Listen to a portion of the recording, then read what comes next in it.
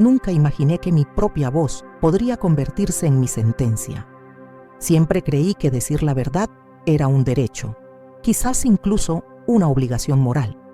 Pero aquella húmeda mañana de lunes en el corazón de Puebla, aprendí que la verdad tiene un precio, y para mí sería más alto de lo que jamás podría pagar. El sonido seco de las llaves al chocar contra los barrotes aún resuena en mi mente. El frío metal apretándome la muñeca, el olor húmedo y denso que me invadía la nariz y las miradas sospechosas de gente que nunca había visto. Todo se mezclaba, como si estuviera atrapado en una pesadilla sin salida. Allí estaba yo, con mi uniforme beige, la cara hinchada de tanto llorar, intentando comprender cómo una simple queja contra mi jefe se había convertido en una acusación de difamación. Me decían que había faltado el respeto a un hombre importante, alguien con la suficiente influencia como para poner mi vida patas arriba en cuestión de horas. Los titulares de los periódicos condenaron incluso antes de que el juez me escuchara. En la radio los comentaristas comentaron mi historia como si fuera entretenimiento, y en las redes sociales mi foto circuló acompañada de insultos más hirientes que cualquier sentencia judicial. Me preguntaba una y otra vez dónde empezó todo y por qué el destino me había elegido para esta tragedia. Pero lo que aún no sabía era que, retrocediendo unos meses en el tiempo, encontraría la semilla de todo este infierno plantada en un lugar que jamás habría imaginado hasta entonces. Y es exactamente esta semilla la que voy a revelar ahora. Y cuando descubras dónde empezó todo, entenderás por qué necesitaba contarte esto. Aprovecha y suscríbete para seguirme hasta el final y dale a me gusta para que esta historia no se pierda. Para entender cómo empezó todo, debemos retroceder en el tiempo, mucho antes del día en que la fría puerta de la celda se cerró tras mí. Soy María Fernanda Ramírez, tengo 58 años y, durante más de 15 de ellos, trabajé en la misma fábrica textil en la zona industrial de Puebla. No era un trabajo de ensueño, pero era lo que me impulsaba. La rutina comenzaba incluso antes del amanecer. Preparar un café sencillo, ponerme mi uniforme desgastado y caminar por las calles aún vacías mientras el olor a pan recién hecho de las panaderías se mezclaba con el olor metálico de las fábricas. Conocía cada rostro en ese lugar. Las costureras que se quejaban del calor insoportable en las tardes de verano, los encargados de mantenimiento que siempre encontraban la manera de reír, incluso cuando las máquinas se estropeaban. Pero también estaba la presencia constante de don Rogelio Vargas, el dueño de la fábrica, un hombre que siempre parecía cernirse sobre nosotros como una sombra. Rico, influyente y temido, no necesitaba alzar la voz para imponer respeto. Una mirada bastaba, y cualquier empleado sabía que pisaba terreno peligroso. Mi trabajo era sencillo: revisar los lotes de tela y asegurarme de que no tuvieran defectos. Me enorgullecía, porque cada pieza perfecta que salía requería un poco de mi esfuerzo y atención. Pero con el tiempo, el ambiente en la fábrica cambió. Don Rogelio empezó a aparecer con más frecuencia por la zona, no para ayudar ni animar, sino para observar, criticar y a veces humillar. Palabras secas, insinuaciones sobre la edad de los empleados, bromas sobre quién producía menos. Nada pasaba desapercibido. Intenté ignorarlo. Me dije a mí mismo que era su forma de ser, que no valía la pena causar problemas. Al fin y al cabo, dependía de ese sueldo. Pero había días en que el peso de sus palabras me pesaba. Empecé a caminar a casa con un nudo en la garganta, evitando mirar a los vecinos para no tener que explicar por qué tenía los ojos rojos. Mis hijos, ahora adultos y viviendo sus propias vidas, no tenían ni idea de lo que estaba pasando. Y preferí que siguiera así, porque sabía que si se enteraban, se indignarían. En el fondo, tenía miedo de perder mi trabajo, miedo de enfrentarme a alguien tan poderoso, miedo de que me vieran como la empleada problemática. Pero había una línea y cada vez estaba más cerca de cruzarla. Lo que no sabía era que bastaría con un comentario, dicho en el momento equivocado y escuchado por la persona equivocada, para convertir años de trabajo en un reguero de destrucción. Un comentario que no solo cambiaría mi vida, sino que también abriría las puertas a un infierno que nunca imaginé que enfrentaría. Era viernes, y el calor dentro de la fábrica parecía más sofocante que nunca. Las máquinas rugían como si compitieran con el estruendo de las voces, y el aire se impregnaba del olor a aceite quemado y tela recién teñida. Ya estaba exhausto cuando don Rogelio entró, con su traje impecable y su fuerte perfume impregnando la habitación. Pasó junto a nosotros sin siquiera saludar, pero con esa mirada calculadora que examinaba cada detalle, como si buscara algo que criticar. En mi sección, se acercó lentamente, examinando el lote de telas que estaba revisando. Sin previo aviso, pronunció una frase seca, casi como un golpe. «Te estás volviendo lento. Quizás la edad te está pasando factura, ¿no?» La risa ahogada de algunos colegas detrás de mí me dolió más que las palabras. Respiré hondo, intentando ignorarla, pero por dentro se encendió una llama. No era la primera vez que hacía ese tipo de comentario, pero ese día algo dentro de mí se quebró. Durante el descanso, fui a la cocina a tomar un café y a tranquilizarme. Había dos compañeras de toda la vida, Teresa y Maribel, charlando sobre la producción de la semana. Me senté con ellas y, en un impulso, empecé a desahogarme. Les conté las humillaciones, el trato irrespetuoso y usé palabras duras para describir a don Rogelio. No grité, no armé un escándalo, simplemente desahogué mi frustración. Lo que no me di cuenta fue que a pocos metros, otra empleada, Lourdes, tenía su celular en la mano, grabando discretamente nuestra conversación. En ese momento no tenía idea de cuánto peso tendría esa grabación. El resto del día transcurrió lentamente. Ya me arrepentía de haber dicho tanto, pero también sentía cierto alivio. No sabía si era valentía o imprudencia, pero me parecía injusto cargar con todo eso sola. El lunes siguiente recibí un mensaje. Don Rogelio quería verme en su oficina urgentemente. Se me congelaron las manos. Caminé por el estrecho pasillo, oyendo el eco de mis pasos, mezclado con el parloteo constante de las máquinas. La puerta estaba entreabierta y cuando entré él estaba sentado detrás de su escritorio, con una sonrisa que no se reflejaba en sus ojos. «Siéntese, señora María», dijo, en un tono casi amistoso, pero cargado de algo oscuro. Sacó una carpeta, sacó unos papeles y los puso sobre la mesa. Era una transcripción impresa de lo que había dicho en la despensa, palabra por palabra. Junto a ella había una copia de un archivo de audio. El sonido de mi propia voz, distorsionada por el eco de la habitación, resonaba por el pequeño altavoz. «¿Sabes lo que eso significa, no?», preguntó inclinándose hacia adelante. Mi corazón se aceleró. La vergüenza y el miedo se mezclaron, dejándome sin palabras. Él continuó. «La difamación es un delito, señora María, y no suelo dejar pasar las cosas». Me fui sintiendo como si el suelo se me hubiera hundido. No podía entender cómo había llegado tan lejos. Pensé que quizá era solo una amenaza, un juego para silenciarme. Pero en el fondo un escalofrío me recorrió la espalda. Lo que no imaginé fue que, para finales de esa semana, mi nombre ya estaría circulando en una demanda. Y que, a partir de entonces, cada paso que diera, me acercaría a un destino que jamás me atreví a prever. El viernes siguiente, temprano por la mañana, llamaron a mi puerta. El seco sonido de los nudos contra la madera me hizo estremecer incluso antes de levantarme. Al abrir, encontré a un funcionario del tribunal con expresión impasible, sosteniendo un sobre manila. Confirmó mi nombre y, sin decir nada más, me entregó el documento. Me temblaban las manos al romper el sello. Las letras, en blanco y negro, parecían gritarme: «Acusado de difamación y daño moral».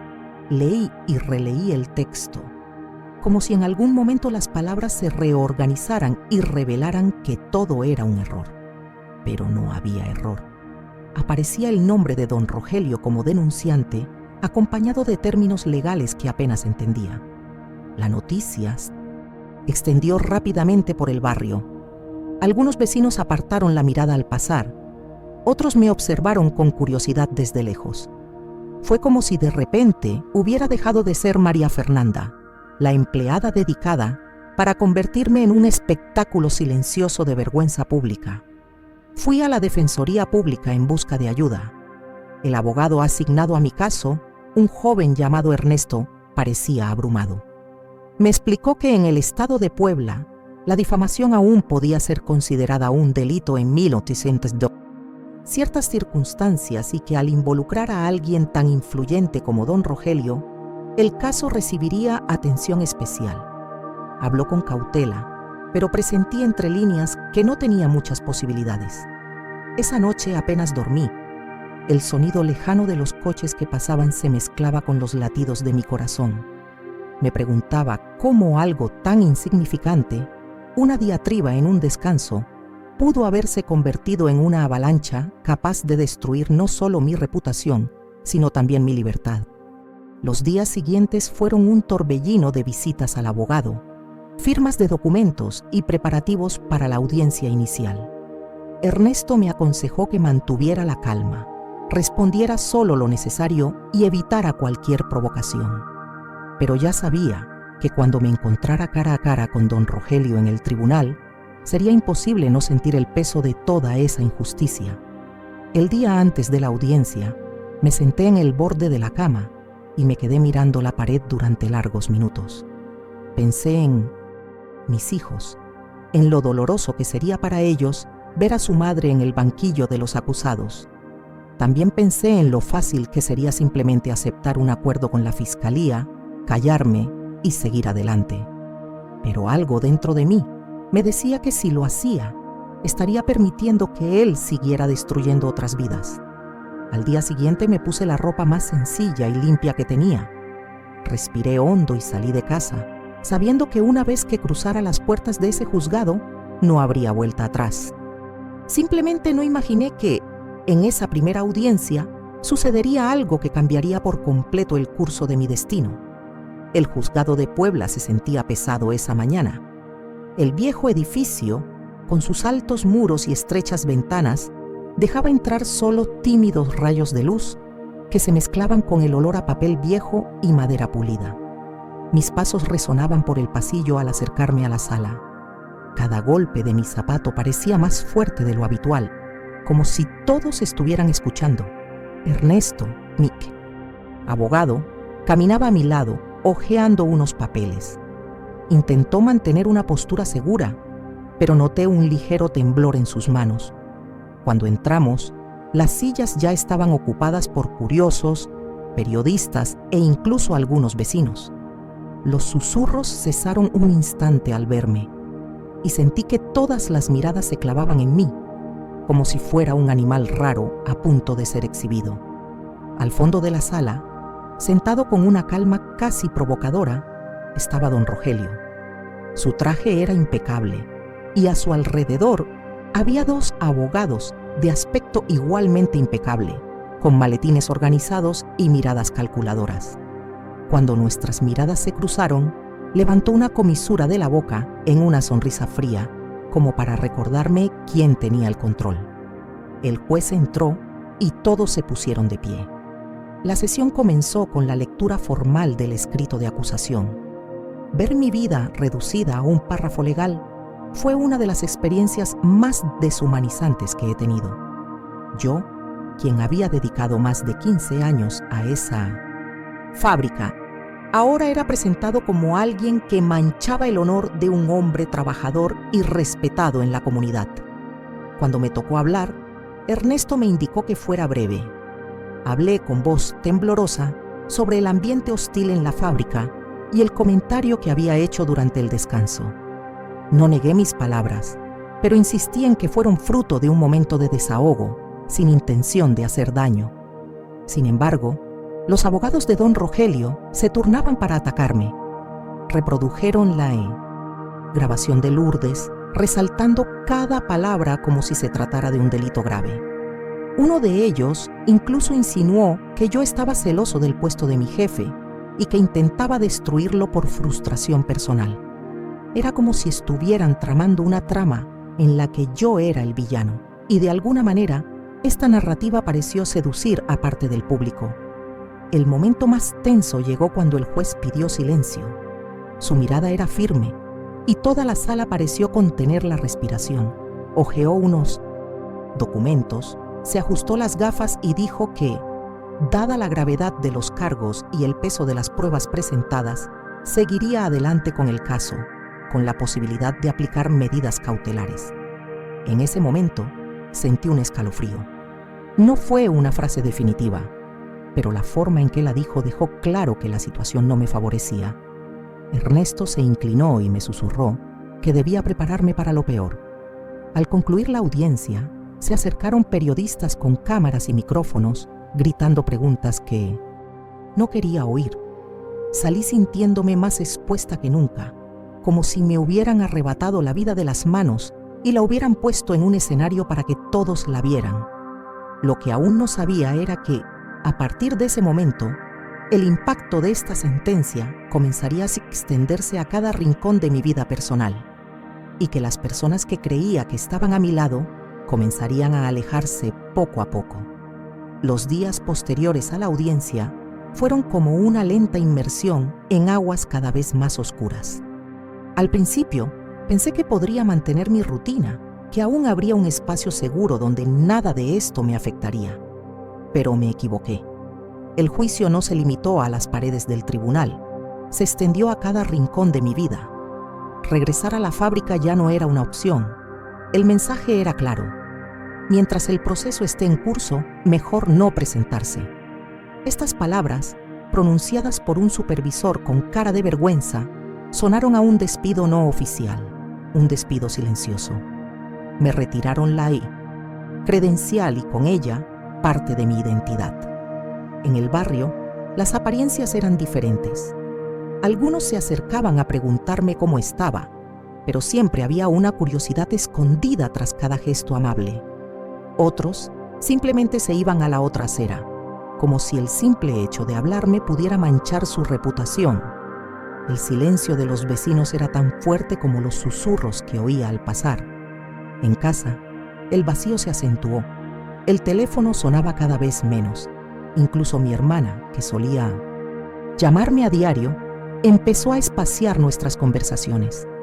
Mis hijos, ocupados con sus propias vidas, me decían una y otra vez que todo estaría bien, pero yo percibía la preocupación tácita en sus voces, el miedo a que el apellido quedara marcado. Las noches eran lo peor. Me acostaba temprano, pero no conseguía dormir. Me quedaba allí tumbado, mirando al techo, con el lejano ladrido de perros y el eco de la grabación repitiéndose en mi mente, como si estuviera atrapado en un bucle que no me dejaba descansar. Las palabras que había dicho durante el descanso, que en aquel momento me habían parecido tan banales, ahora eran como cadenas que me atarían a un destino que no quería vivir. Con el paso de las semanas, me di cuenta de que no solo estaba en juego mi libertad física. Mi libertad emocional ya me la habían arrebatado. Evitaba salir de casa por miedo a las miradas o preguntas. La sensación de injusticia me quemaba por dentro, pero iba acompañada de una creciente incredulidad. ¿Cómo podía luchar contra alguien que parecía tener el poder de manipularlo todo? Fue durante una de esas noches de insomnio que empecé a pensar en toda la gente que había pasado por la fábrica. Recordé rostros que desaparecieron de la noche a la mañana, rumores de empleados que se habían metido en problemas y nunca habían regresado. En aquel momento lo descarté. Ahora todo tenía sentido. Quizás mi historia no era única, quizás hubo otras víctimas, y fue precisamente esta posibilidad la que abrió una nueva puerta. Una tarde, cuando ya estaba convencida de que el mundo me había olvidado, recibí una llamada. La voz al otro lado era la de una mujer, firme y decidida.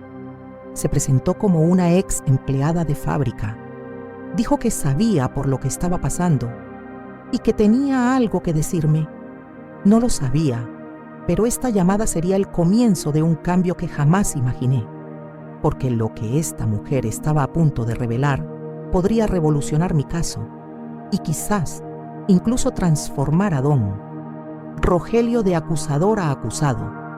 La voz al teléfono sonaba segura, pero tenía un peso invisible.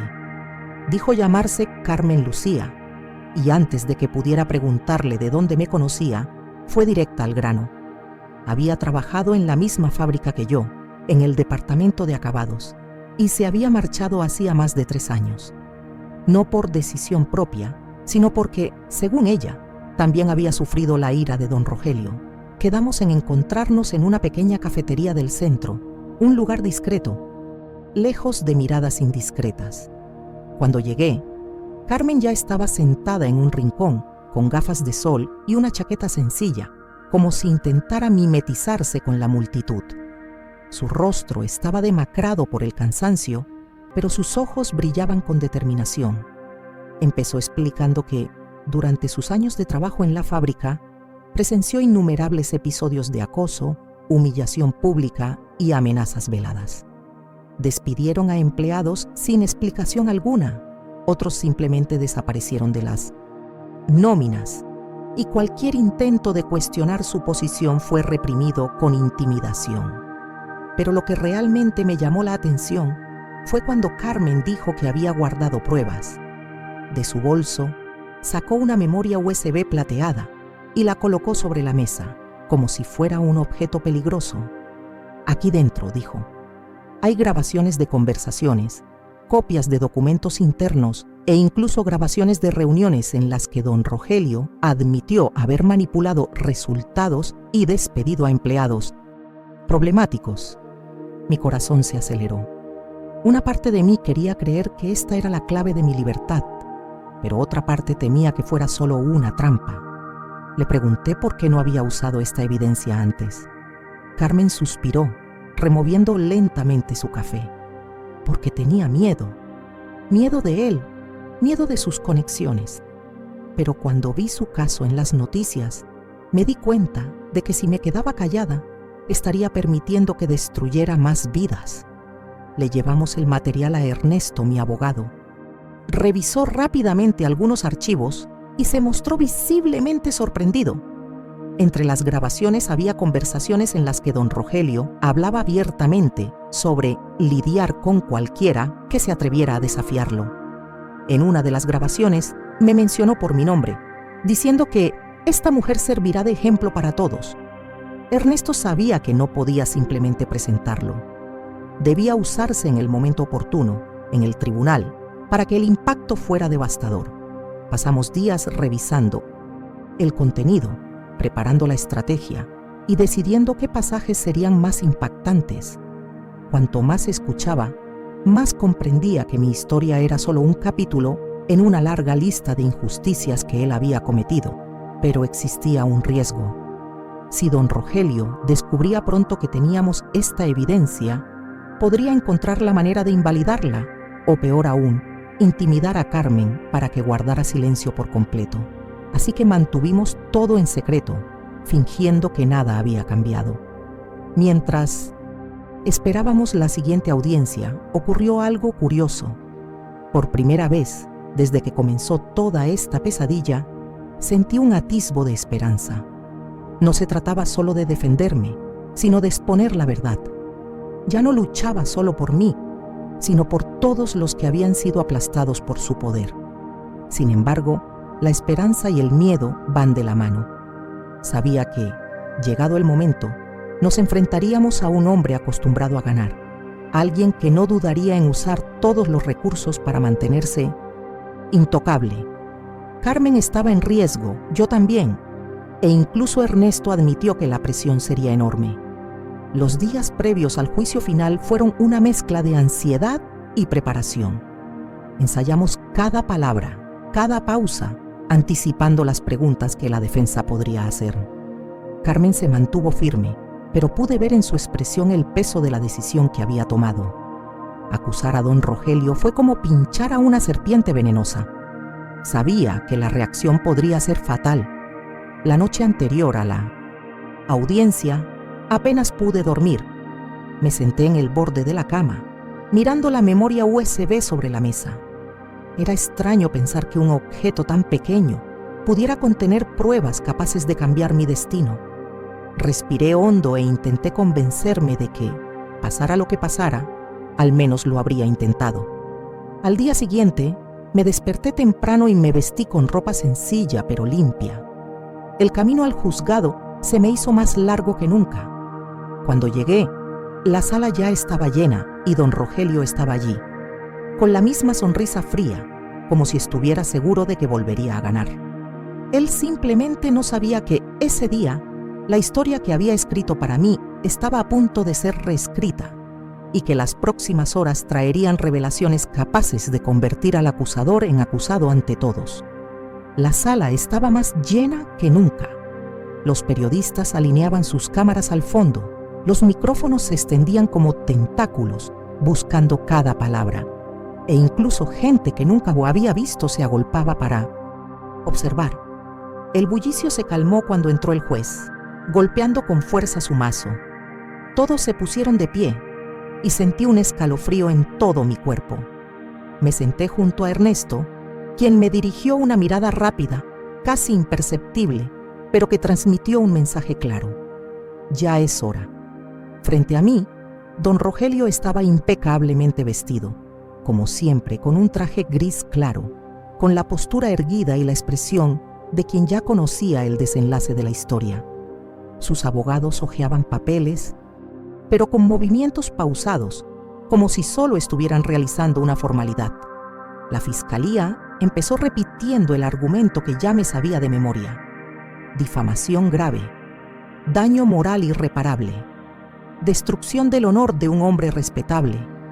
Las palabras resonaron en el aire denso de la sala, mientras me esforzaba por mantener la mirada fija en el juez y no en la sonrisa de Rogelio. Cuando llegó el turno de la defensa, Ernesto se levantó con calma. Su voz era firme pero pausada. Empezó a resumir mi historia, mi tiempo en la fábrica, el contexto de las humillaciones y la grabación. Pude ver miradas cansadas en el público, como si todos ya supieran que no saldría nada nuevo de aquello. Finalmente hizo una pausa, miró directamente al juez y dijo: «Señoría, han salido a la luz nuevas pruebas que pueden alterar sustancialmente la comprensión de este caso». La sala pareció inclinarse hacia adelante. Ernesto sacó la memoria USB plateada de su maletín. El juez autorizó la presentación y entonces se encendió la pantalla lateral. Empezó a reproducirse la primera grabación. Era la voz inconfundible de don Rogelio diciendo: «Esta mujer servirá de ejemplo. Cualquiera que abra la boca contra mí acabará igual». Un murmullo recorrió la sala. Ernesto presentó entonces documentos internos que demostraban la manipulación de informes y los despidos injustificados. Poco después, Carmen Lucía fue citada como testigo. Caminó con paso firme hacia el centro de la sala y comenzó a relatar con distinta constancia todo detalle, las prácticas abusivas que había presenciado, incluyendo amenazas y órdenes directas de destruir la reputación de los empleados que desagradaban a su jefe. Los abogados de Rogelio intentaron interrumpir, cuestionando la credibilidad de las pruebas e insinuando que todo había sido manipulado. Pero Ernesto estaba preparado. Cada objeción fue respondida con precisión. Cada contraataque fue desmantelado con pruebas más sólidas. El rostro antes seguro de Rogelio comenzó a endurecerse. La sonrisa se desvaneció y sus manos se aferraron con fuerza al brazo de la silla. El público, que antes lo había visto como una víctima, ahora lo miraba con recelo, y algunos incluso susurraban frases como «lo sabía» y «por fin la verdad». Cuando se presentó la última prueba, la sala quedó en silencio. El juez respiró hondo antes de hablar. Dijo que, dadas las nuevas pruebas, era necesario reevaluar completamente el caso e investigar los cargos contra el propio don Rogelio, la acusación en mí. Contra no podía proceder sin aclarar primero las acusaciones de corrupción e intimidación. No sabía si llorar o reír. Sentí como si me hubieran quitado un gran peso del pecho, pero aún tenía un nudo en la garganta. No fue una absolución definitiva, pero era la primera vez que veía a Rogelio bajar la guardia. Por primera vez parecía vulnerable.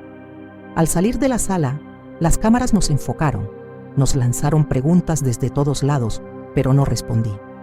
Caminé con paso firme sintiendo que, aunque la batalla no había terminado, algo había cambiado para siempre. En el fondo, sabía que esta historia aún no había terminado. La justicia había dado un paso adelante, pero las cicatrices de esta lucha no desaparecerían tan rápido. Y, en el silencio de mi corazón, comenzó a surgir una nueva pregunta. ¿Estaba preparada para vivir con las consecuencias de todo lo que se había revelado? Porque muchas veces la verdad te hace libre, pero también abre puertas a confrontaciones que no siempre estamos preparados para afrontar. Al salir del juzgado ese día, la luz del sol se sentía diferente. Ya no era ese resplandor intenso que castiga la piel y hace lagrimear, sino una calidez suave, casi cariñosa, que me rozaba el rostro como recordándome que, a pesar de todo, seguía viva. Había algo simbólico en ese momento, la sensación de cruzar una frontera invisible entre un pasado sofocante y un presente que, aunque incierto, aún me pertenecía. Caminé por las calles de Puebla con pasos lentos, como quien necesita aprender a caminar de nuevo tras cargar con un peso insoportable durante tanto tiempo. Las voces y los sonidos de la ciudad parecían distantes, como si el mundo a mi alrededor aún intentara aceptarme de nuevo. Pasaban autos, los niños jugaban en las aceras, los vendedores ambulantes pregonaban sus productos y, sin embargo, todo parecía envuelto en una capa gris, como si la realidad aún no hubiera recuperado su color original. Las palabras del juez resonaron en mi mente como una extraña melodía. Reconsideración del caso, investigación de los cargos contra el acusador. No fue la victoria definitiva con la que muchos soñarían, pero para mí significó algo inmenso: el derecho a respirar de nuevo sin sentir el peso constante de un veredicto injusto sobre mis hombros. Por primera vez desde que comenzó aquella pesadilla, sentí que no estaba completamente solo. Mi voz, acallada durante meses, por fin había encontrado eco en las frías paredes de aquella sala. Al llegar a casa, me senté en la misma silla donde había llorado tantas veces, noches enteras, con la mirada perdida. Pero esta vez, las lágrimas que brotaban no eran solo de dolor. Se mezclaban con una sensación que hacía mucho que no me invadía: alivio. Y, junto con ella, un tímido atisbo de orgullo. Orgullo por no haberme callado, incluso cuando cada fibra de mi ser me gritaba que me rindiera. Pero el alivio vino acompañado de un peso que no podía ignorar. Sabía que esa decisión no ponía fin a la historia. Al contrario, abría un nuevo capítulo lleno de riesgos. Las pruebas contra don Rogelio bastaban para exponer su verdadera cara, pero también alimentarían la furia de alguien poco acostumbrado a perder. La gente como él no se rinde. Se retira solo para atacar con mayor precisión. En los días siguientes, intenté aferrarme a una rutina sencilla, como si buscara refugio en gestos cotidianos: ordenar la casa, cocinar recetas antiguas, ir al mercado a comprar fruta fresca. Pero incluso en esos momentos, sentí que algo había cambiado para siempre. Algunos me miraban con silencioso respeto, otros con cautela, casi como si temieran que mi historia se extendiera y les tocara las heridas. Sin darme cuenta, me había convertido en un símbolo, no de victoria, sino de resistencia. Hubo noches en las que me encontré pensando en Carmen Lucía. Sin su valentía para hablar de su propia historia, yo ya podría estar cumpliendo una condena injusta tras las rejas. También pensé en Ernesto, quien, incluso con recursos limitados, desafió amenazas veladas para quedarse a mi lado. Estas reflexiones me hicieron comprender que esta no era solo mi lucha. Pertenecía a todos los que en algún momento han sido silenciados por la fuerza bruta de la injusticia. Empezaron a llegar los mensajes. Algunos eran de apoyo, de gente que no conocía, diciendo que mi historia les había dado valor. Otros estaban llenos de odio, acusándome de inventármelo todo. Algunos me llamaban mentirosa y otros me agradecían por hacer lo que nadie más tuvo el valor de hacer. Fue entonces cuando me di cuenta, la verdad, cuando se expone, nunca es neutral. Toca heridas que mucha gente prefiere ocultar. Una noche me senté en el porche con un café, viendo las luces de la ciudad centellear a lo lejos. Pensé en cómo empezó todo, un comentario durante un descanso del trabajo, una frase dicha sin pensar en las consecuencias y, sin embargo, esa pequeña chispa había encendido mi vida. Si pudiera volver atrás, quizás habría elegido mis palabras con más cuidado. Quizás me habría guardado la verdad, pero al mismo tiempo sé que el silencio ante la injusticia es una forma de prisión y quizá incluso más cruel que las rejas. Así que, aunque tenía miedo, sabía que no podía detenerme. Esa audiencia no era el final, sino el comienzo de algo mucho más grande. Un nuevo ciclo en el que tendría que estar más atenta, más fuerte y más preparada para lo que estaba por venir. Lo que no imaginé fue que, en los días siguientes, un acontecimiento fuera de la sala del tribunal cambiaría todo nuevamente y pondría en riesgo no solo mi libertad, sino también mi propia vida. 2 días después de la última audiencia, intentaba, de alguna manera, recomponer mi vida. La casa estaba en silencio, pero no era un silencio apacible. Era el silencio denso, casi asfixiante, de quien sabe que algo está por suceder. Ordenaba, guardaba la ropa en el armario, guardaba los escritos de la defensa en una caja que juré no volver a abrir. Aún había marcas en mi rutina, miradas de vecinos que antes me saludaban y ahora apartaban la mirada, susurros que fingía no oír. Todo indicaba que, incluso fuera de los barrotes, seguía atrapado en un juicio invisible. Entonces lo oí. 3 golpes, lentos, fuertes, cargados de una calma cruel, como si quien estuviera al otro lado supiera exactamente qué efecto tenía. No era el golpe apresurado de un vecino pidiendo azúcar, ni el sonido áspero y mecánico de un cobrador que se niega a esperar. Esto era diferente. Era como si cada golpe fuera una advertencia. Sé que estás ahí y sé que no hay a dónde ir. Todo mi cuerpo se congeló. Me acerqué a la puerta lentamente, con cada paso resonando en mi cabeza. Miré por la mirilla. Nada. Ni sombras, ni movimiento. Solo el pasillo vacío, iluminado por esa luz fría y tenue que parecía intensificar la atmósfera de amenaza. Consideré no abrir la puerta. Consideré fingir que no estaba en casa.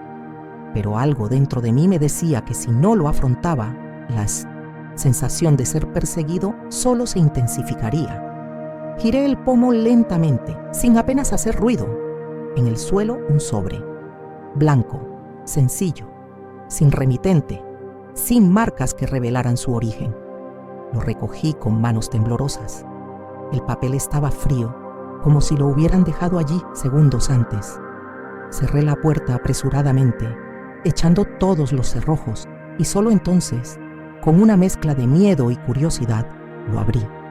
Dentro, una sola hoja de papel, sin firma, sin detalles, salvo una frase, manuscrita con una letra firme, casi agresiva. Crees que has ganado, pero esto está lejos de terminar. Se me revolvió el estómago. El aire se sentía más pesado. Me costaba respirar. Sostuve esa nota como si fuera la prueba de un crimen porque, en cierto modo, lo era. Una advertencia. Una oscura promesa. Me senté en el borde del sofá, todavía con el abrigo puesto, sin saber si llamar a alguien o fingir que no había pasado nada.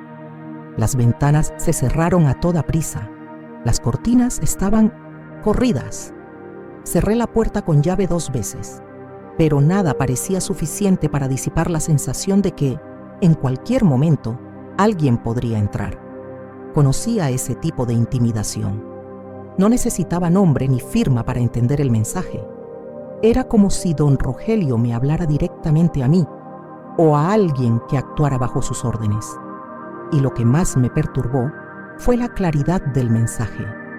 Mi libertad no significaba el fin de esta guerra, solo el comienzo de una nueva batalla.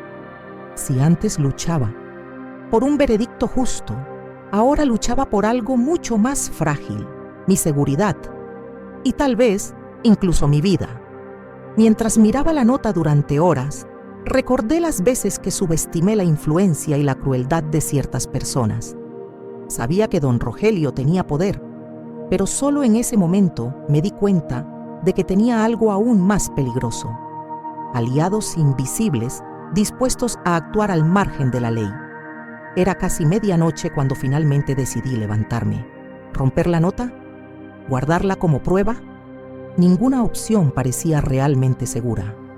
Cada ruido en la calle me hacía asomarme por la cortina. Un coche que pasaba lentamente, pasos resonando en la acera, voces bajas hablando en la distancia. Mi hogar, que una vez había sido mi refugio, ahora se sentía como un punto marcado en el mapa de alguien. Y ahí fue cuando una pregunta empezó a martillar, más fuerte que el miedo. ¿Hasta dónde estarían dispuestos a llegar para silenciarme de una vez por todas? En ese momento, comprendí que lo que me esperaba superaría cualquier cosa que hubiera enfrentado, porque esto ya no era una pelea en un tribunal, con papeles y testigos. Era un juego sucio, sin reglas, donde la verdad valía menos que el silencio. Pero había algo más que también sabía. Si querían intimidarme, estaban a punto de descubrir que después de todo lo que había soportado, no me doblegarían fácilmente. No tenía nada que perder, y eso me convertía en un peligro. Esta historia aún no ha terminado, ni mucho menos. Y lo que sigue impactará incluso a quienes creen haberlo visto todo.